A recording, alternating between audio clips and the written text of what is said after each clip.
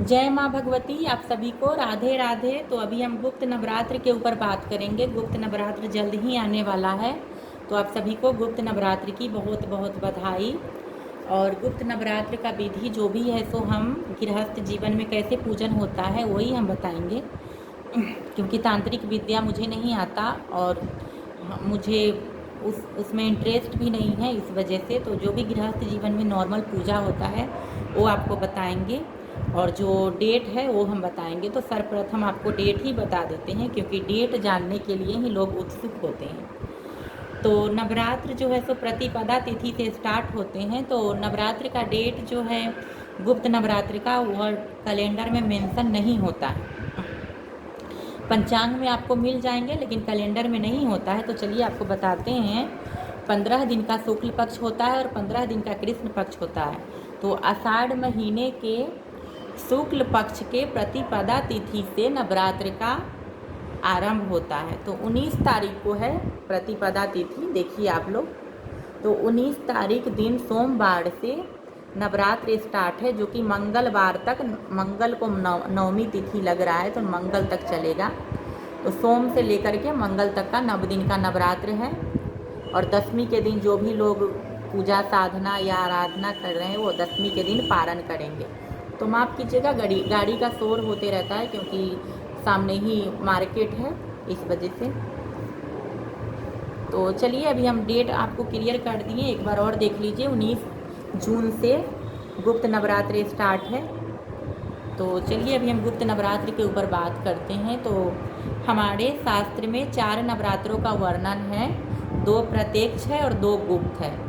तो नवरात्र, सारे नवरात्र जो है सो ऋतु पे आधारित है, तो हम आपको बताते हैं। तो फर्स्ट नवरात्र जो अभी हाल ही में गए हैं, चैत्र नवरात्र, आप सभी लोग मनाए होंगे काफ़ी अच्छे से। हमारे यहाँ भी हम लोग धूमधाम से मनाते हैं, अपनी कुल की देवी का आराधना करते हैं और भगवती से ही प्रार्थना करते हैं कि हे भगवती, आजीवन ऐसे ही हम आपका पूजन करते रहें और आप ऐसे ही पूरे विश्व का मंगल कीजिए, क्योंकि आपसे ही हम लोग हैं, आप ही प्रकृति हो। तो हम लोग प्रकृति का पूजा करते हैं, भगवती का अर्थ होता है प्रकृति। तो चलिए अभी हम बताते हैं पूजा।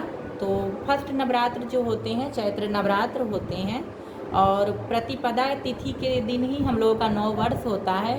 जो भी लोग 1 जनवरी मनाते हैं तो लोग जानते नहीं है, इसमें जो है सो फैमिली का भी बराबर का हाथ है। वो लोग समझाते नहीं है बच्चों को। कोई दिक्कत नहीं है, इंग्लिश कैलेंडर के हिसाब से भी आप लोग न्यू ईयर मनाइए, लेकिन अपना जो भी कल्चर है उसको नहीं छोड़ना चाहिए। तो जो हमारा 9 वर्ष है वो नवरात्र के प्रतिपदा तिथि से स्टार्ट होते हैं। उसी दिन जो है सो 9 वर्ष मनाए जाते हैं। तो आप लोग उस दिन पूजा पाठ कीजिए, बच्चे को बताइए कि आज हमारे हिंदू कैलेंडर के हिसाब से आज 9 वर्ष से स्टार्टिंग हो रहा है। तो उसी दिन 9 वर्ष से स्टार्ट होता है। और हमारे जब 9 वर्ष का स्टार्टिंग होता है तो हम लोग भगवती का आगमन करते हैं, उनका पूजा अर्चना करते हैं। लेकिन जब इंग्लिश कैलेंडर के हिसाब से 1 जनवरी मनाए जाते हैं तो पार्क में इधर उधर टंडेली करते हैं लोग, न जाने क्या क्या होता है। तो चलिए उस मैटर पे हम बात नहीं करेंगे, हम अभी नवरात्र के ऊपर बात करें। तो फर्स्ट नवरात्र जो हो गए चैत्र नवरात्र हो गए, और उस टाइम गेहूं का कटाई होता है हमारे यहाँ पे। जो भी हमारे किसान भाई हैं उनके लिए काफ़ी खुशियों का टाइम होता है। तो गेहूं का भी कटाई होता है और भगवती का आगमन भी होता है, 9 वर्ष भी होता है। तो पोंगल और भी अन्य प्रांत में अन्य अन्य जो भी फेस्टिवल है उसका चलन है। गुड़ी पड़वा महाराष्ट्र में मनाए जाते हैं। तो ये इस तरीके से हो गए। तो हमारे यहाँ पे नवरात्र मनाए जाते हैं प्रतिपदा तिथि के दिन। तो फर्स्ट नवरात्र हो गए चैत्र नवरात्र, और ये जो हो गए सो जैसे ही ठंडा से गर्मी की तरफ प्रवेश करते हैं तो फर्स्ट नवरात्र मनाए जाते हैं। तो ये हो गए मतलब कि मीडियम मौसम पे आधारित। उसके बाद जो सेकेंड नवरात्र है जो आषाढ़ महीने में आ रहे हैं, एकदम तपती गर्मी में होते हैं, तो ये सेकेंड नवरात्र गुप्त नवरात्र हो गए। थर्ड नवरात्र जब हम लोग गर्मी से शरद के तरफ प्रवेश करेंगे तो शरद नवरात्र मनाए जाएंगे, जो कि तीसरा नवरात्र माने जाते हैं। और लास्ट नवरात्र जो है वो भी गुप्त नवरात्र ही हैं, दूसरा, जो कि माघ महीने में तपती गर्मी में मनाए जाते। माफ़ कीजिएगा, ठंड में मनाए जाते हैं।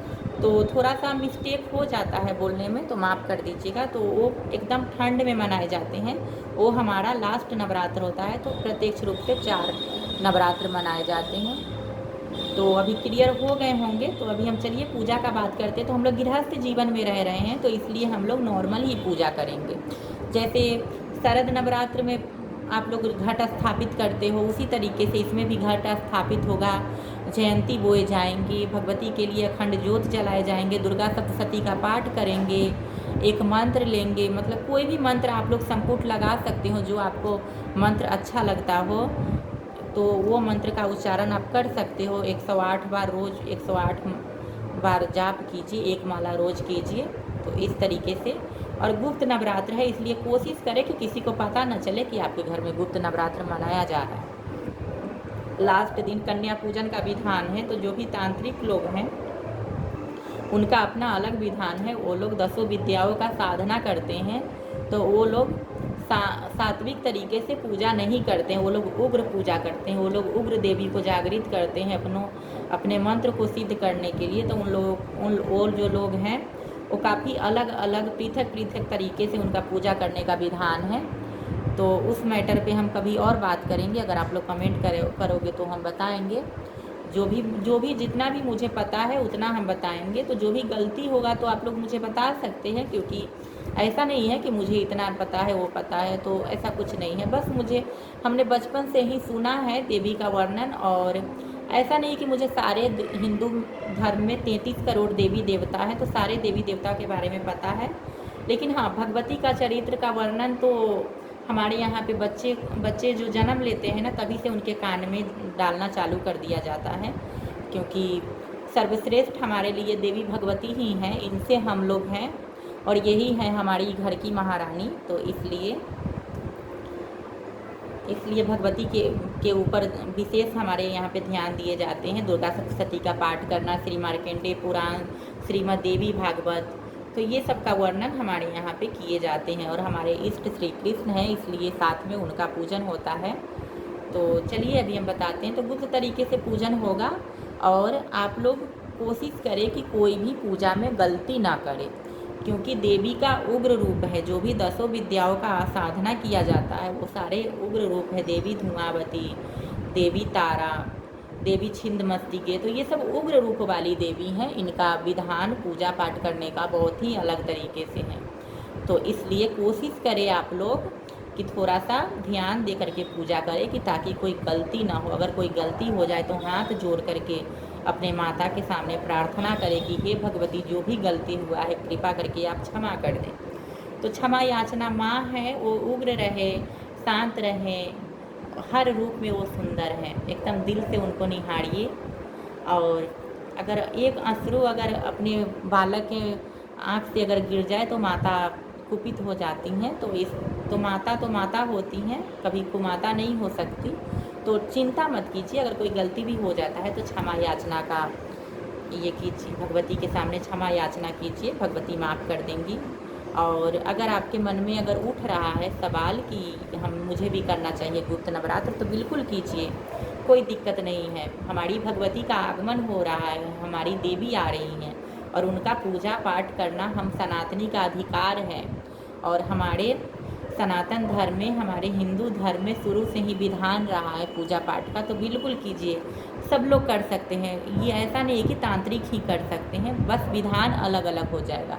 जो गृहस्थ जीवन में है वो लोग शांत तरीके से पूजन करेंगे, और जो तांत्रिक है उनका अपना अलग विधान है। किसी के भी तांत्रिक के बात में आकर के कि इस तरीके से इस मंत्र का जाप करो, ऐसे पूजा कीजिए, ये बलि चढ़ाइए, वो बलि चढ़ाइए, ऐसा कुछ भी नहीं है। अगर आपके मन में बलि देने का विचार आ रहा है तो बलि प्रधान है हमारे हिंदू धर्म में, ऐसा नहीं है। लेकिन देवी के लिए बलि जो है सो नारियल का दिए जाते हैं। आपके कुल के प्रथा के अनुसार बलि दिए जाएंगे, जैसे कि सबके कुल में अलग अलग प्रथा होते हैं बलि देने का। जैसे हमारे यहाँ पे बहुत तरह का बलि दिए जाते हैं। तो हमारे यहाँ पे जो भी जीव का बलि है वो नहीं चढ़ाने का परंपरा है, क्योंकि हमारे यहाँ पे देवी के शांत रूप का पूजन होता है। और इस वजह से तो हमारे यहाँ पे बलि जो है सो नारियल का दिए जाते हैं।